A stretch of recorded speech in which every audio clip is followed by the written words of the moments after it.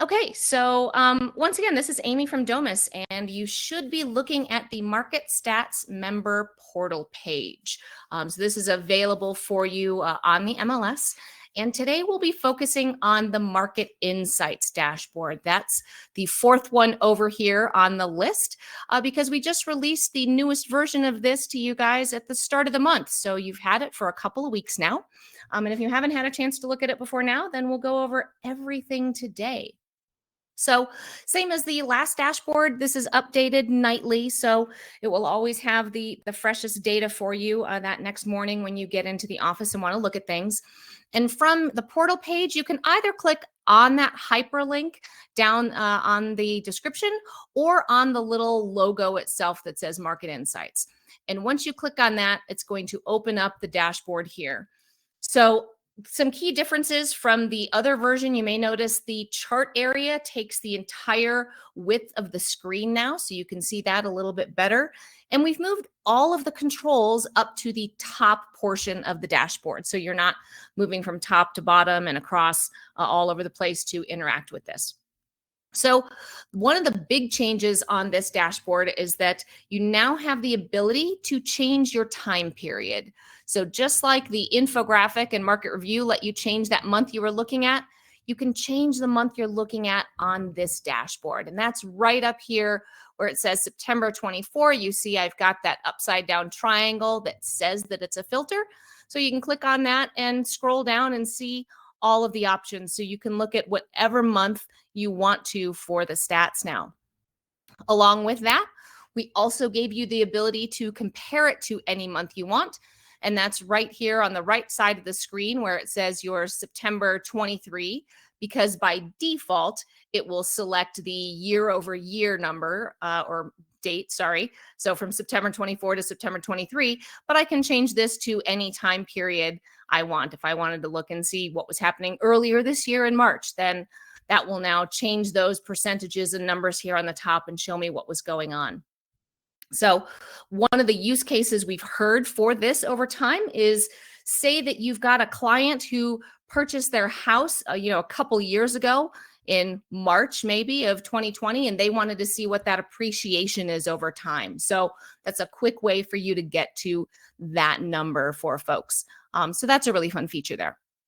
Now, let's look at this bigger chart area. So not only is it bigger, but you may notice that we've brought this horizontal line in here. That's the same as we have on the market review dashboard, where it anchors itself at the current value. So you can see exactly where we are right now compared to where we've been over time. So we brought that feature forward there as well. And I've got my hash marks as I move across each one of the points on the chart. You can see that just to sort of anchor you in space a little bit more. But let's talk about the icons that are on the top of the chart now. So the first one here, it's a little downward arrow, and it is a download icon. And what this will do is download this particular chart for you. So previously, we would recommend, if you wanted to capture the chart for maybe your marketing or social media, you could take a screen grab of that. And now we've given you additional options. So this will just download that chart directly. And that's especially helpful if you want to download several charts. Maybe you're creating a pitch prezo to go out and show people, and rather than cutting and pasting incessantly, you can download everything you want and then take your time placing it where it needs to be. Right next to that, I have my little copy icon. So that functions largely the same way, except it will copy the whole chart. So the screen grab is still great if you want to copy only a section of the chart area maybe, but this will copy the entire chart, and then you don't have to worry about remembering which keys to hit for the screen grab and focusing it and getting it to exactly the right spot. It just copies the whole chart for you, and then you can paste it where you want. And this last one, this is the fun one. This is our data download button now. So for this dashboard, you may recall from the other version, we have our data drill through. And that's where I pick a point and I double click my mouse, and then it opens up that little box there, and it's going to show me all of the listings that made up that calculation. And it's a one-by-one listing, and it's very helpful to have that transparency and that information. And you can, of course, export that. But what this little data download icon does is that it will download for you in an Excel document all of these calculated results. So it does the aggregations for you, and your download Excel will then show January 2019, 250,500, February 2014, 258,700, and so on. And it gives you all of those breakdowns of the numbers. So if you're a super data nerd or aspire to be a super data nerd and want that feature, that is now available. That's actually one of our most requested features before we put it into this version. So that is there for you as well. Very fun. Now, last thing on this chart that I'll point out is we do still have the definitions of all of the metrics right on the top. So you can always look at the chart, and if you aren't sure what you're looking at, you see the definition right there. And with that, let's move and talk about all of the metrics that are on here.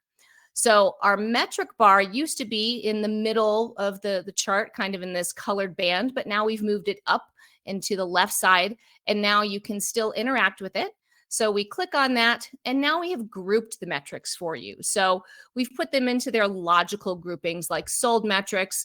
If you scroll down, you can see on market metrics and then contract metrics and so on. So rather than, putting it all on there alphabetically, we sort of tried to make some business logic, because if you want to know median sales price, then you're probably also interested in the number of closed sales. So those things are logically grouped together. Now, you may notice right here, I've got closed dollar per square foot and dollar per acre. Previously, those used to be one metric, and depending on the property type you picked, it would decide whether it was going to show you the square foot or the acreage. Well, we've broken those out for you now so that you don't have to think about, oh, I want acres, so I need to go and pick the land metric to make sure that shows up. It's going to show you both of these metrics, regardless of what property type it is. So obviously, if I pick dollar per square feet, I'm probably looking at the residential, single family or townhouse or whatnot. But it will also show you this metric in case you've gotten some land listings that somebody put in, a square footage. Maybe it's actually a really big plot of land with a tiny little house on there, so it does have some square footage. So now you will be able to see both of those, depending on what you are looking for. So that's a new add-on here. Now, the next metrics, there's a group of 4 metrics here, and we're going to talk about these together because they're similar. So the first one is the average of the final list price received, and that's the one that was on the other version and what you see on various other dashboards. And this is that metric that just varies, by a few percentage points. You guys look like maybe just right below 96 there, and up to a high of about 103. And your changes over month are, 0.6% in this case, and sometimes it's 0.1%, and it just doesn't move that much. So we've also had a lot of response from people that have said, I really don't like that metric because of that lack of movement. It doesn't show a lot. So we tried to address that previously by not bounding this chart at 0. If you notice there, most charts do have 0 on here, but we started at about that 95% to make the chart more interesting. But what we've also come in and done on this version is we've added the metric right below it, the percentage from the final list price. So what this is just the other side of the coin of that metric we just looked at. So rather than talking about you got 98.1% of your list price or 98.2% of your list price, you can talk about it in terms of saying, well, you got 2.6% less than your list price and what you were asking for. So it is literally the same metric. You may have noticed the chart and the ups and downs of it really didn't change because it's not supposed to change. It's really just the way that we talk about the numbers that change, because some people are more comfortable talking about 1%, 2%, 3% changes. And some people still prefer the traditional method that has been around for a while of 98% of ask. So it's really a matter of what you are comfortable with and what you prefer, and how you can more easily explain these concepts to your clients when they are asking those questions and saying, well, how much do you think I can get based on what's going on in the market? So they're literally the same. It's a choose your own adventure in this case. So you can pick whichever one you like better. And the two below that are also the same deal, but it's based on that original price instead of that last list price. Scrolling down the list, we still have a couple of those metrics that you had before, your percent closed above the list price, which again is just above list price. So anything that closes at list price would not appear in this chart. You've got your cash sales and your exchanges, but let's go down to the days on market because this one is fun to talk about. The Real Estate Standards Organization, if you've heard of them, RESO as they're known, actually has, I think, 6 different definitions of days on market. That was last time I looked. It's kind of crazy. So we actually have a couple of ways of days on market as well that we've put in here. So let's explain this one. This one, you can see the definition is there. We are looking at the active days between the list date and the contract date. And that's going to be that number that you see in the MLS. It's just from the field. We don't make any kind of calculations or anything.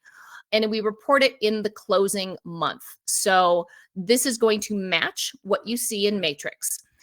For example, if a property is listed in February and it goes under contract in April, and then it closes in May, this is going to be that number of days between February and April, but we're reporting it in May in the close month.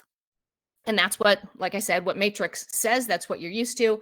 And that's where you can match your numbers if you like to do that sort of thing. But I'm going to skip down to the other days on market definition, which we have traditionally been doing. And we call that our days on market pending. Some people call this days to contract, if that makes more sense to think of it that way. And this is the same data.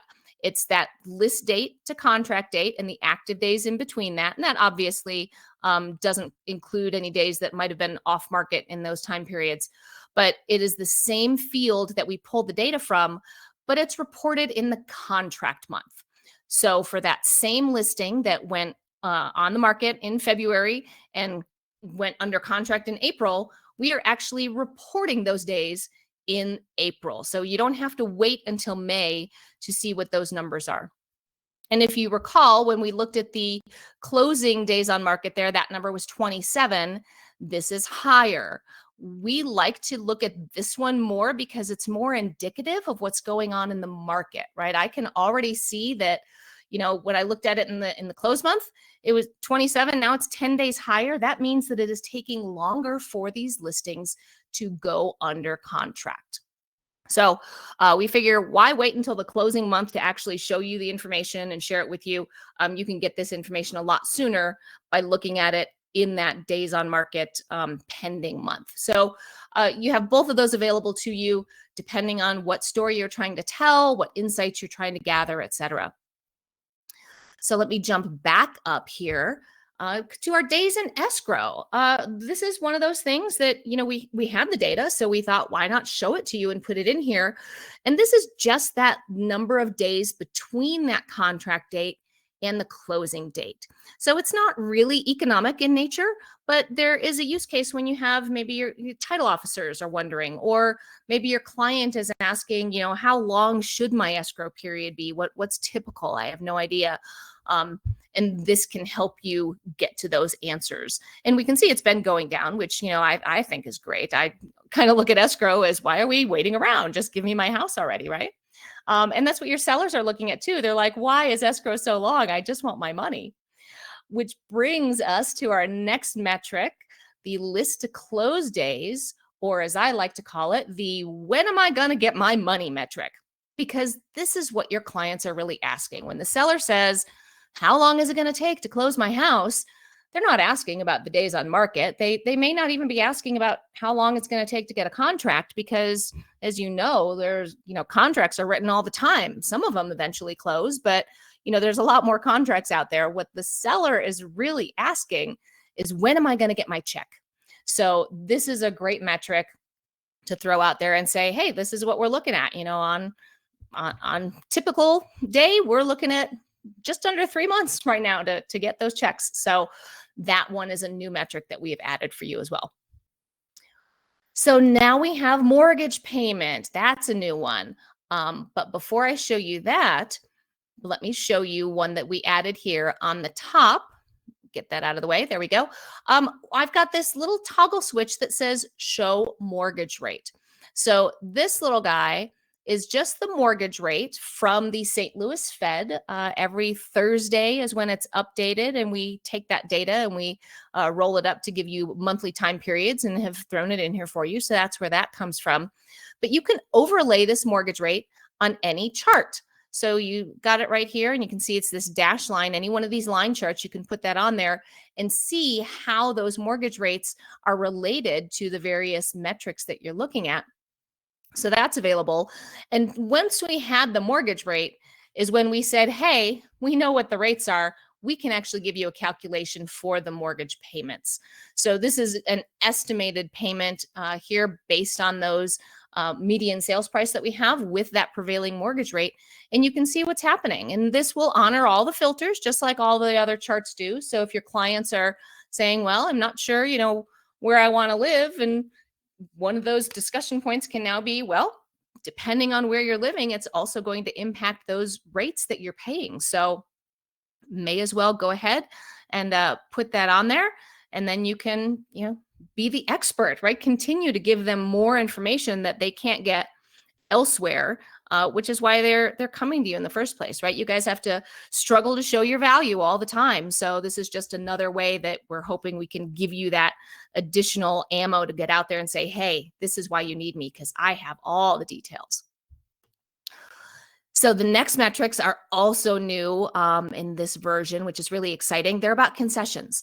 So we've got a few here. The first one is going to be the percent of listings that closed with concessions. So you can see this has been going up lately. And this might be because I haven't done too much analysis in your data on this, which it's less of an analysis and more of probably a business question as to if concessions are being used more now than they were prior to the settlement, because we are seeing that across the country, that this is being used more. So maybe it wasn't used quite as much, which could explain the sharp increase, or maybe people are just giving more concessions in this economy. But this is where you can go to find out and say, wow, almost half of the listings are closing with some sort of concession.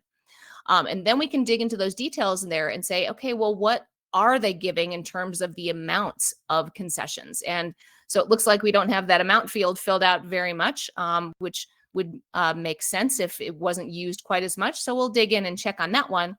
But then we also have the concession discount rate. This is probably going to be more interesting as well when there is more data in those fields. So I'll hit you up later, Mike, to talk through this one and see if you want to keep these in here until we have more data. But for now, you will have that percent closed with concessions. So this is just a flag as to whether there was some sort of concession or not.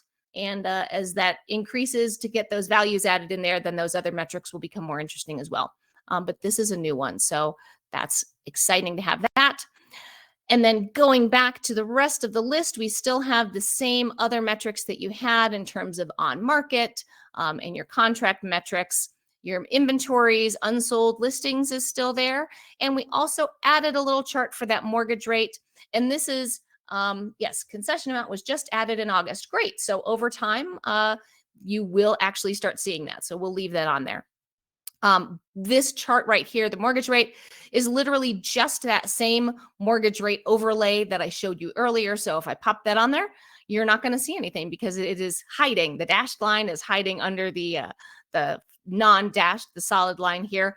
But we wanted to put this here because we had it, and we've heard from people, sometimes they like to provide just the chart of the mortgage rate unrelated to the metrics, so it doesn't distract in like their pitch prezos or talking through with their clients. So we put that there for you as well. So tons of fun new stuff in with the metrics there. So let's bump back. We'll pick on closed sales for a while. I'll leave that on there for our discussions. So before I go on to other charts, let's just open up our filter panel here. It's still located up there in the top. So we'll toggle that on, and you've got all of the filters on here. So we have still your property types along with the areas that are still related across to each other. So again, if you see something in here that we're looking at Gallatin where we've only got Gallatin selected because adding our little numbers here on the top is a new add. So you can see how many selections you have. If there is one of these values that doesn't belong here, like Park County and Gallatin, although I think that's the weird one that we've talked about where there are actually some that do belong there correctly. But if there's one that isn't in here, then that's because there's at least one listing that does have that relationship set up. And if it were to be corrected, we would see it when we would get that update in the data. So we have that. You also can select subdivisions here as well.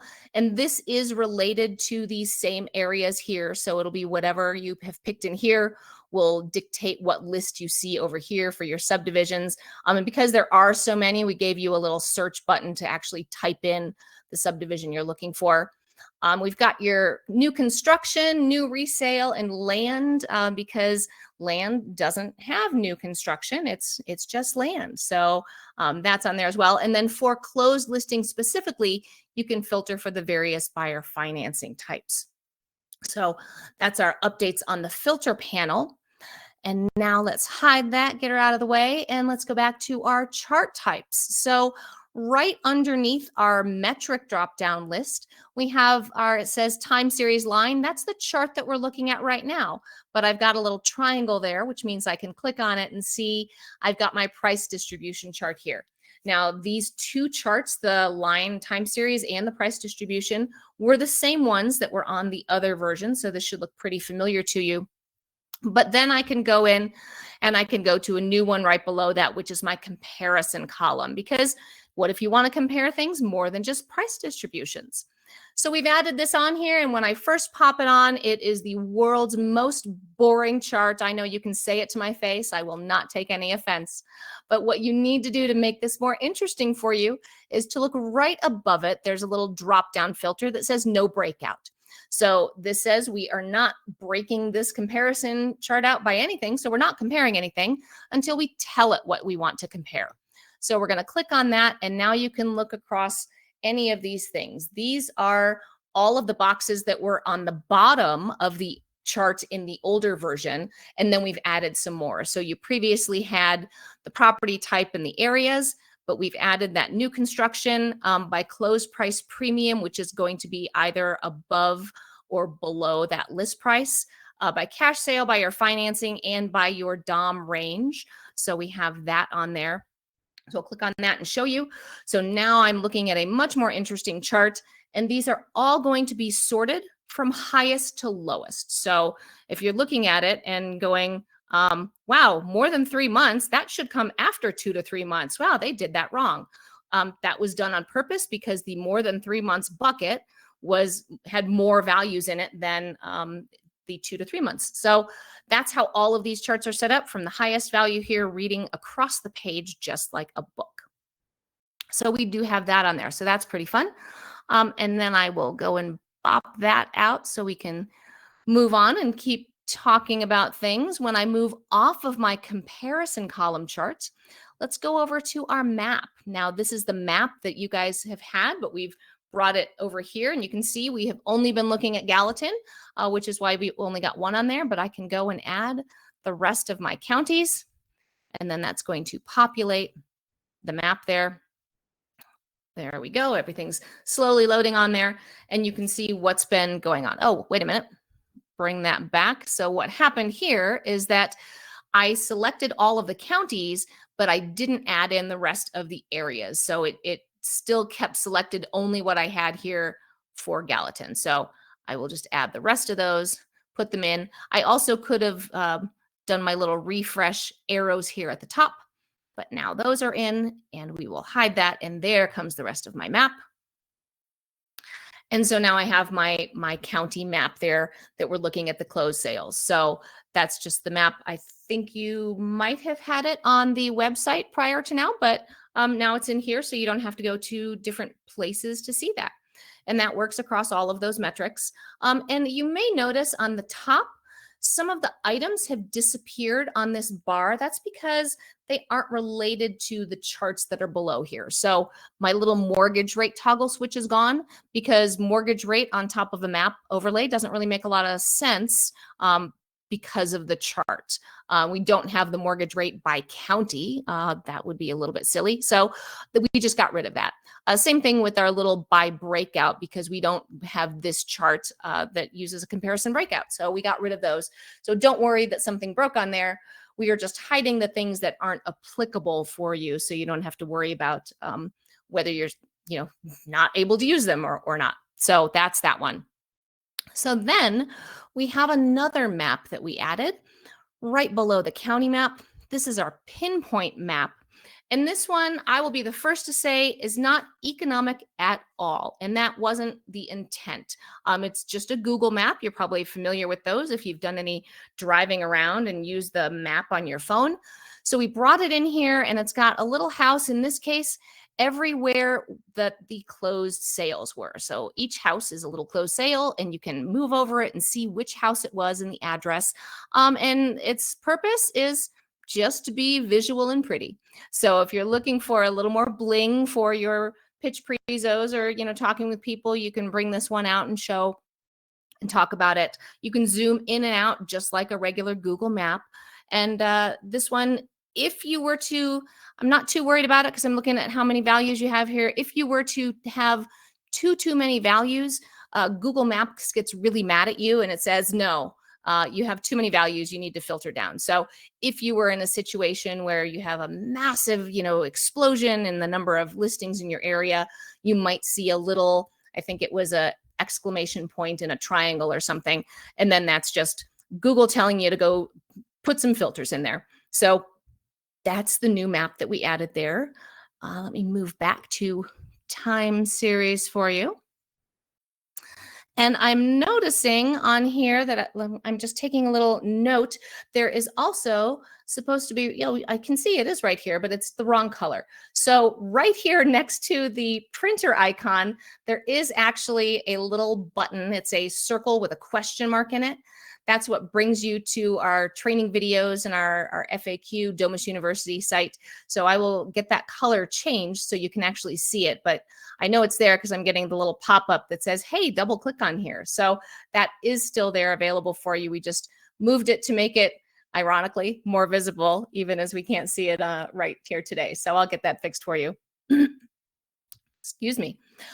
So I did also want to show you on here, we do have our property types and whatnot. You can use that breakout field. Now that I confirmed I have all those property types, you can use this on these charts as well. This by breakout series is not just for that comparison chart. It also works on here just like it did on the other one. So now I'm looking at those property types, all three of them. As you hover over, you can still see which ones those are. That also will be true when I go change my time series. Come on, there we go. My mouse was being a little funny there. When I change that to the price distribution, it still works on there as well. And then you just have the additional breakouts that you can choose amongst from. So a ton of new features in here. Hopefully you've had a chance to play with it a little bit and may have seen some new things today. Oh, I almost forgot to mention, we still have your different time periods right between the breakout and the chart type. It says monthly. That's where the time period has moved now. We're obviously looking at monthly, but you still have quarterly.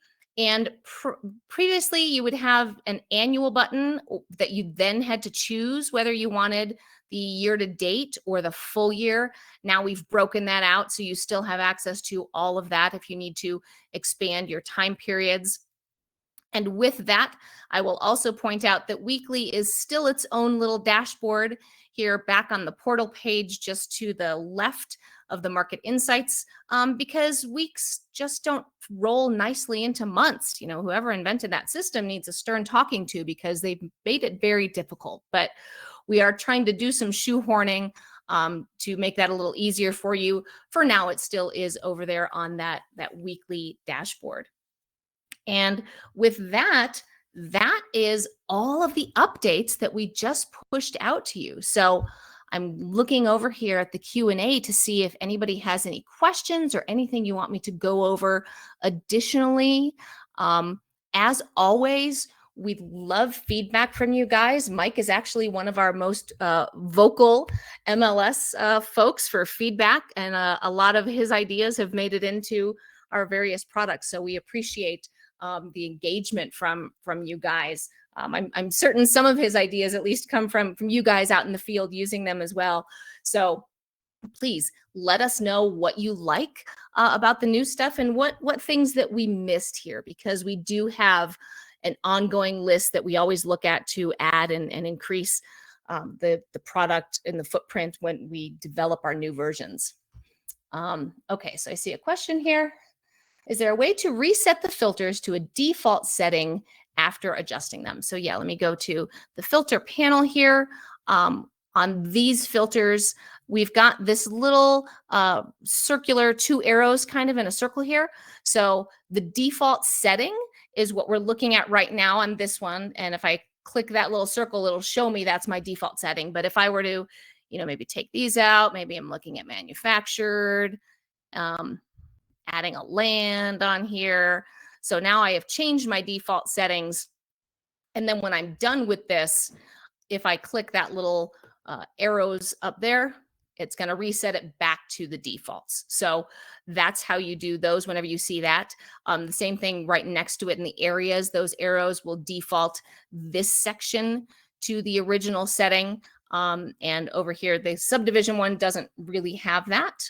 Let's click that down. But for subdivision, I would just select all and then select none, because we've done some magic on the back end where selecting none is the same as selecting all. So if you had picked, 10 or 20 of these and then want to reset it, you could just quickly select all, select none. So works a little bit different across the different filters just because of the type that they are.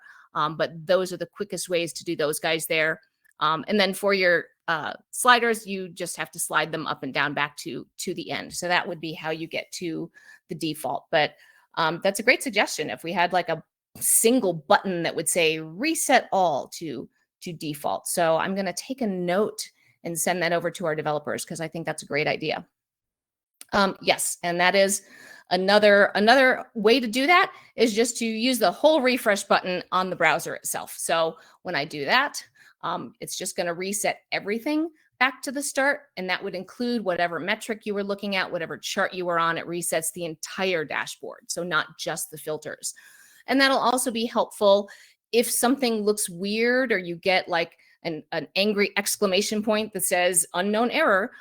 You haven't broken anything. It's just that the internet connection probably got confused, or the HTML stopped somewhere, or you're out way far out in the mountains and you just lost everything altogether. So it didn't break anything. You just have to reset that browser.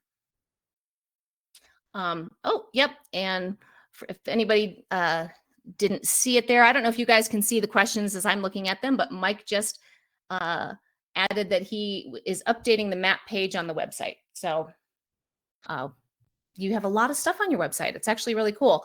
And that is everything we have to go over today. So again, this recording will be added to the MLS. I'll send it over to Mike, and then he can let you all know where to get it if you need to go back and see things.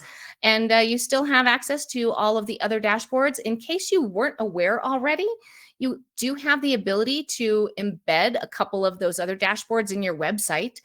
Down here on the Market Stats portal page, you can just double click and it gives you the instructions downloaded there. If you can see my browser, it downloads a PDF for you, and it's really just a single line of code. So you do have the ability to have some of these on your website, just like it's on the Gallatin Realtors website. So let me stop the recording here, and then we will give you some of your time back for the day.